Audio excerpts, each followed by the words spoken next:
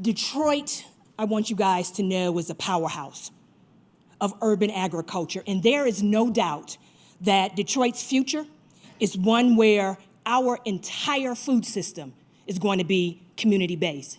It's going to be one where growers and chefs and restaurateurs and food entrepreneurs are building this collaborative network that integrates sustainable food production, processing and distribution, consumption at restaurants, and waste management. And we're doing this in order to enhance the environmental, economical, social, and health detriments in the city of Detroit. But here's what I want to tell you, ladies and gentlemen. There is absolutely no way that you can begin to understand why Detroiters are so motivated to build a community-based food system without understanding Detroit's past, and why Detroiters are so motivated to never let this happen again.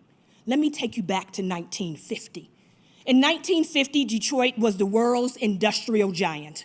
With a population of almost 2 million people, Detroit had 140 square miles that was dedicated to land and infrastructure to support this booming Midwestern city that was at the center of the automobile industry. And now, today, a half a decade later, Detroit is the poster child of urban decay.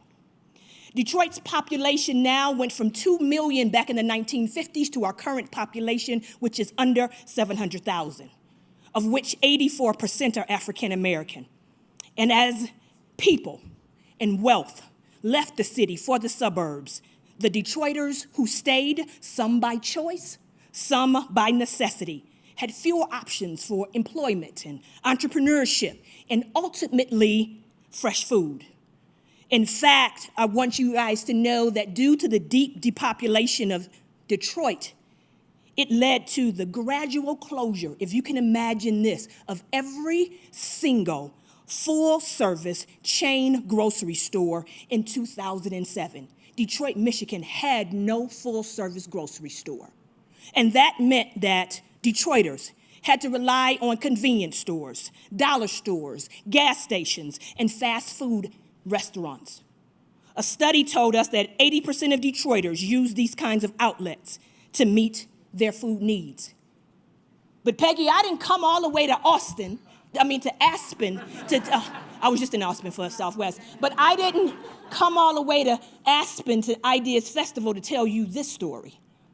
I came here to tell you the story of resilient Detroiters, of the resiliency of the citizens in Detroit, like Baba Malik Yakini, who've come up with radical ideas to ensure that Detroit, Michigan, my hometown, becomes the most inclusive, the most food secure, the most healthiest city on planet Earth. And I would argue that Detroit, Michigan is best positioned to serve as the world's urban exemplar of food security and sustainable development. I'm gonna tell you why. It is because Detroit has some very unique assets. Detroit has a lot of land. Expert tells us that the entire city of Boston, San Francisco, and the borough of Manhattan can fit in the land area of the city of Detroit. They've also estimated that 40 square miles of Detroit is vacant. That's a quarter to a third of the city. That's a level of emptiness you will not find in any other big city. So here's the thing. In Detroit, we have fertile soil, proximate to water. We have willing labor. There's a desperate demand for healthy, fresh food. We have local citizens who've banded together to create over 1,500 urban farms and gardens in the city of Detroit. And we have neighborhood-based food entrepreneurs with the help of philanthropy that have begun to create healthy food products and healthy retail outlets. At Food Lab Detroit, it's a nonprofit organization where I serve as the executive director. Our diverse community of food businesses, there are over 200 of us. We are organized under one common goal, and that is to create businesses that will help a city to realize the fact that it does not matter one's ethnicity, one's income, one's zip code.